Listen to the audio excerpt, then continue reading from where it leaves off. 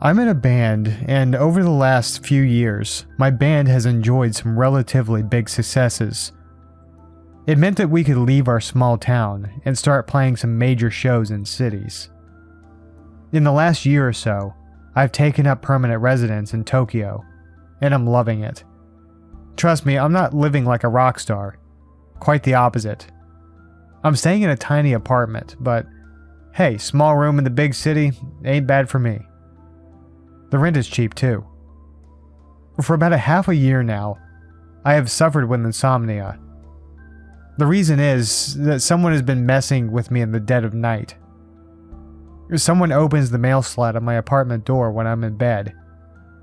If it's not that, there's always someone stood outside my kitchen window peering into my room.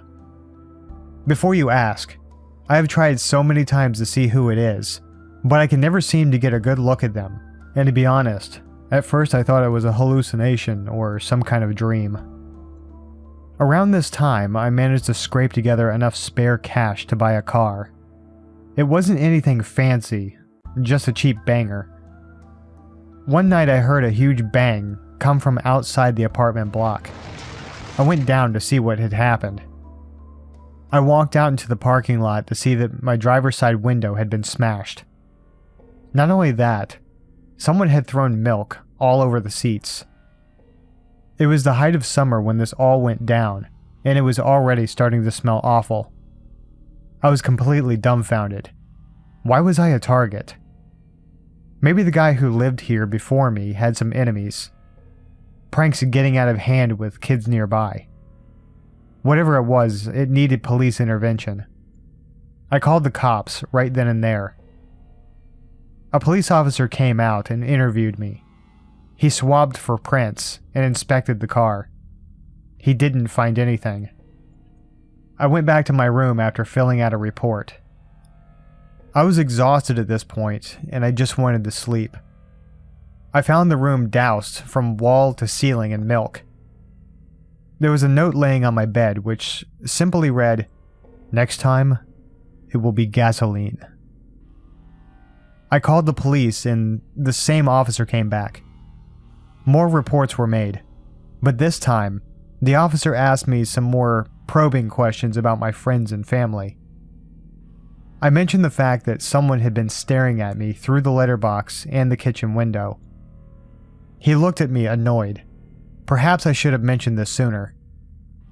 He said that he would be on patrol over the coming days and nights, and he would do his best to keep an eye out on my apartment. After he left, I tried to clean a little, but I just decided to get some sleep. I put my mattress and pillows by the door, the only area of my tiny apartment which wasn't wet, and tried to get some sleep. Someone banged on the door. I woke up angry thinking, "What now?" "It's the police," a voice said. It was the voice of the officer from earlier. I hoped he wasn't going to make me fill out another form. I opened the door and he was stood there with a woman. He had her arm behind her back. He was obviously restraining her. "Do you know this woman?" he asked with a stern look on his face. I took a good look at her and said, "Nah, I don't know her." The moment I said that, she tried to attack me. She bared her teeth at me. I've never seen eyes so hateful in my life. According to the police officer, this woman was poised with a lighter in hand, trying to set my mattress on fire via the mail slot. After he interviewed her, I finally found out why I was being harassed. She was super crazy about my band. She had come to a bunch of our shows. I hooked up with her one night after our band played a gig. I was drunk. She had seen me not long after that night with another woman, and this is where this resentment and hatred started. As it was kind of my fault, I didn't press charges. I still don't know if I did the right thing there though. Anyway, humans are far scarier than any ghost story.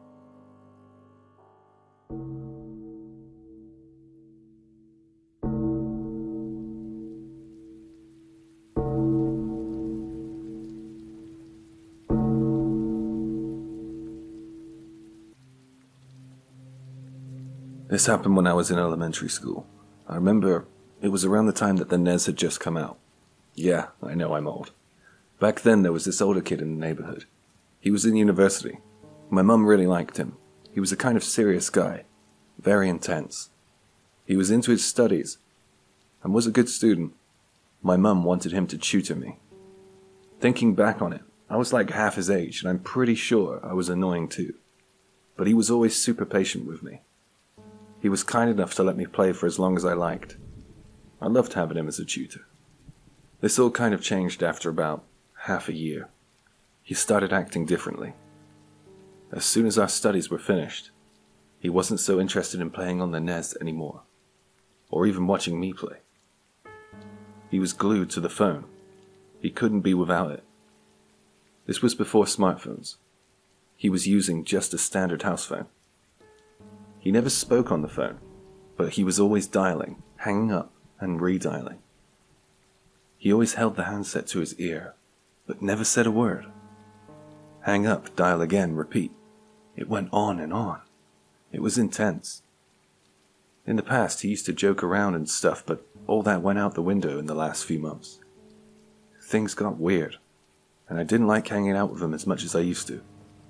Why was he doing that? I wondered. I didn't understand it at the time. He would do it again and again. He obviously knew the number, or numbers, off by heart.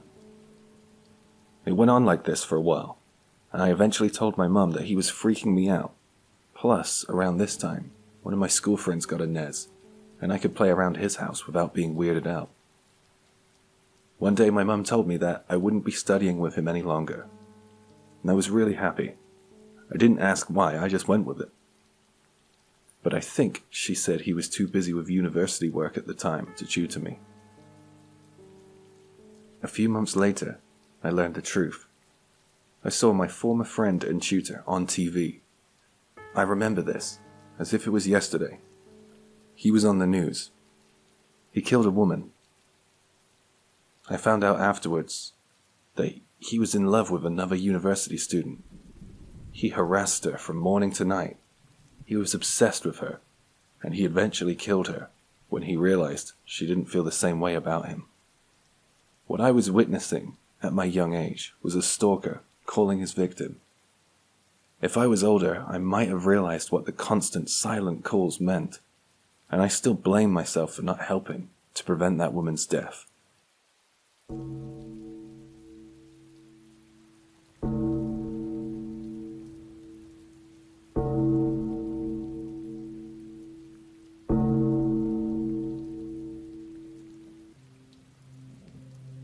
I feel like someone's been watching me.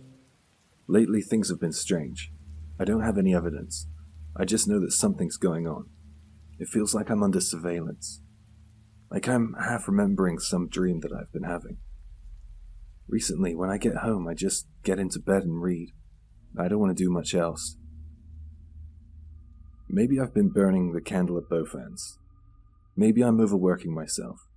If I can pick the most plausible reasons, maybe I can convince myself that I'm not being watched. On a recent cold night, I managed to finish work earlier than usual, so I hurried home. I went my usual route home, stopping by the convenience store near my apartment.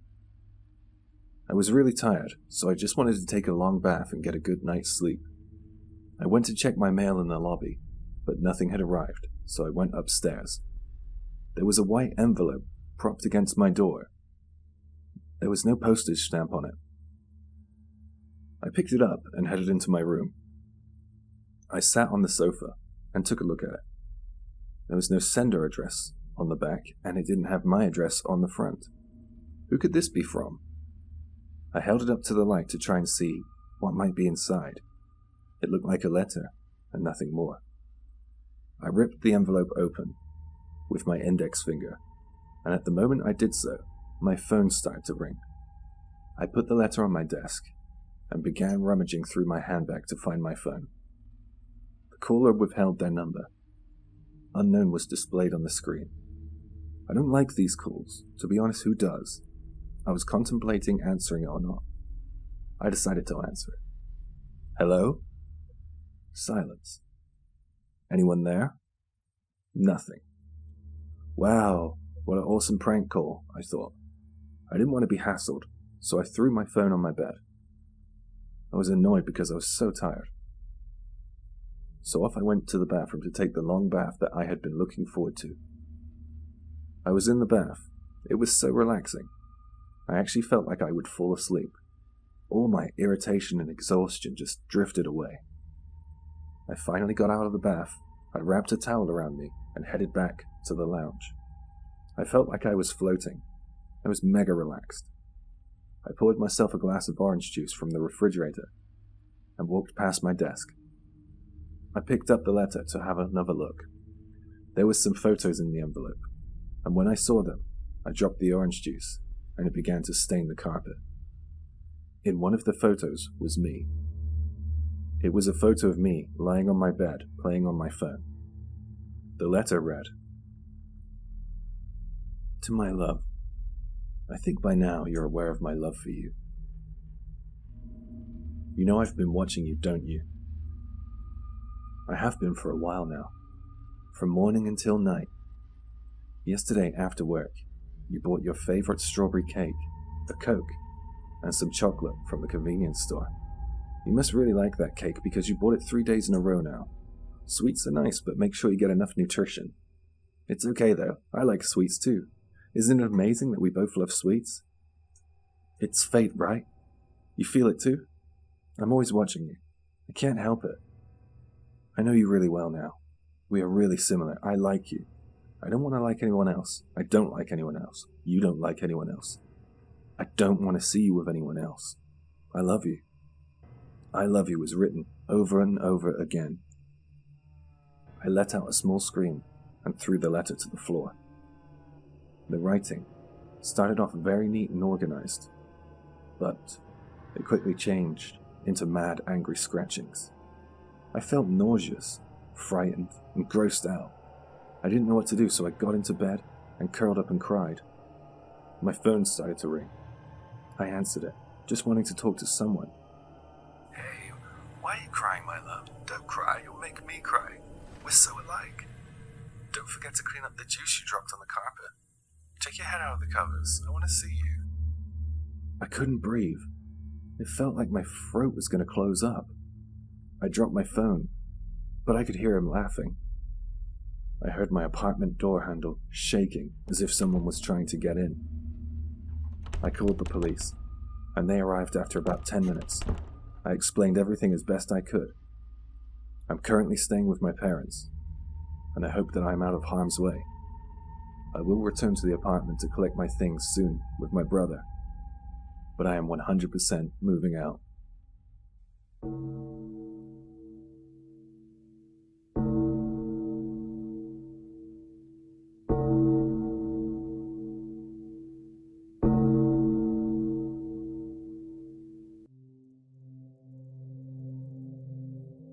This happened when I was a student, and my girlfriend was working.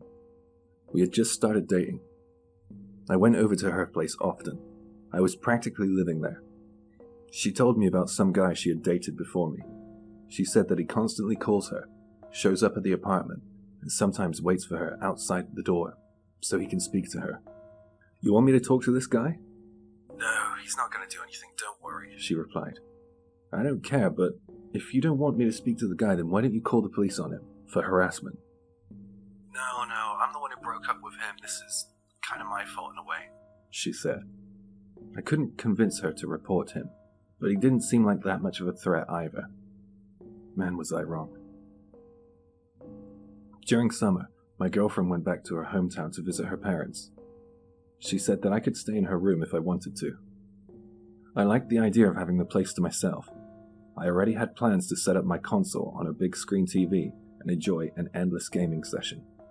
The day after she left was her birthday. I was a little bummed that we weren't spending it together, but it was early in our relationship. So as soon as it hit midnight, I decided I would at least send her a happy birthday text, then get straight back to gaming. The room was really hot. I turned on the aircon. The only light source in the room was the TV. I was really into the game. I barely noticed the doorbell. I took a quick glance at my watch. It was 11:30. Who the hell would call at this time, I thought. It wasn't my apartment, so I decided to ignore it. The doorbell kept on ringing. The hell's wrong with this person? Common sense dictates that if someone doesn't answer the door at this hour, then they're not going to answer, or they're out. It was unending. Then the thumping on the door began. Hey, sorry. I know you're in there, it's me. Her ex. He's probably turned up to wish her happy birthday. I didn't want to give him any indication that I was in her apartment. I didn't know how he would react. I hit pause on my game and waited for this guy to give up and go home, keeping my eyes on the door just in case. It got to just before midnight, and I heard footsteps heading down the hall. Finally, he gave up. I thought that would be the end of it, so I pulled out my phone and began composing a text to my girlfriend. Then I heard some kind of weird squeaking sound coming from the window. You gotta be fucking kidding me. Was this guy scaling the building? I turned off the TV and got down on the floor behind the bed. A huge shadow emerged on the balcony, behind the curtain, and began to bang on the window. This guy was huge. The silhouette then wandered around, perhaps looking for a gap in the curtains to look through. I know you're in there. Open the door, he called out. How does he know I'm in here? I asked myself. The aircon. The unit is outside. He must be able to tell it's on. He kept hammering on the balcony window and calling out to me. I was really freaked out. This guy was hell-bent on getting in. He kept this up for another 10 or 15 minutes, and then I heard that squeaking sound again.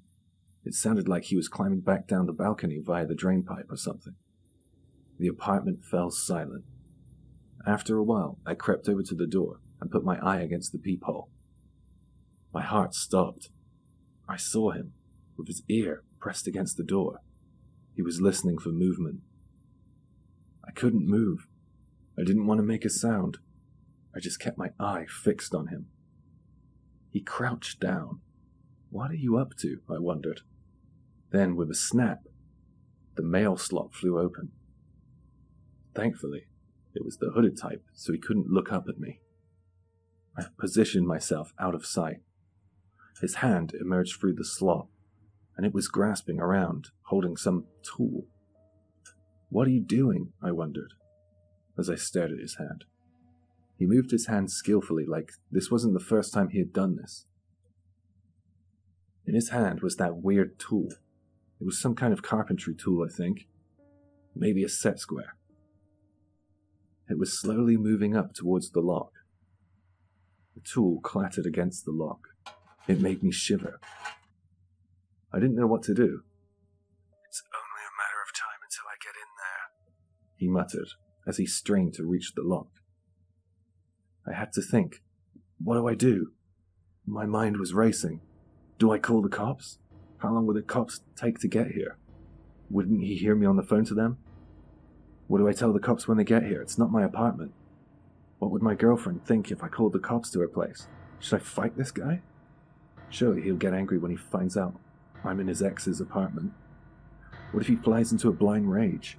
Should I get a weapon? A knife? Could I actually stab someone if I had to? All these thoughts were racing around my mind. I was panicking and no closer to coming up with a strategy. While I was thinking, the tool was getting closer to reaching the lock. It was time to make a decision. I kicked his arm holding the tool as hard as I could. The arm quickly retracted through the mail slot. Things were calm again. That terrible sound echoed through the apartment. He was trying to kick the door in. My girlfriend's apartment wasn't exactly Fort Knox. It was a pretty old building, to be honest, and judging on the size of this guy, he could get that door down pretty quick. I could see the door shaking with each kick. I heard other doors open, and muttering voices. Did some of the residents come out to see what all the noise was about? I looked through the peephole, and saw him run off down the hall. He made so much noise, surely someone's going to report that. He must be thinking that too. He won't be back, at least not tonight.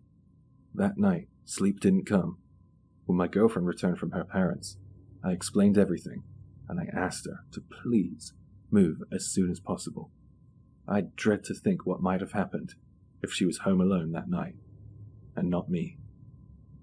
Thankfully she did move, and I moved with her. And she changed her number, so that creep couldn't get in touch with her anymore. We live in a new town now, pretty far away. What freaks me out, though, is that guy was so hell-bent on getting in. I have no choice but to assume he's still hell-bent on finding her. Who knows? We may have even passed him on the street.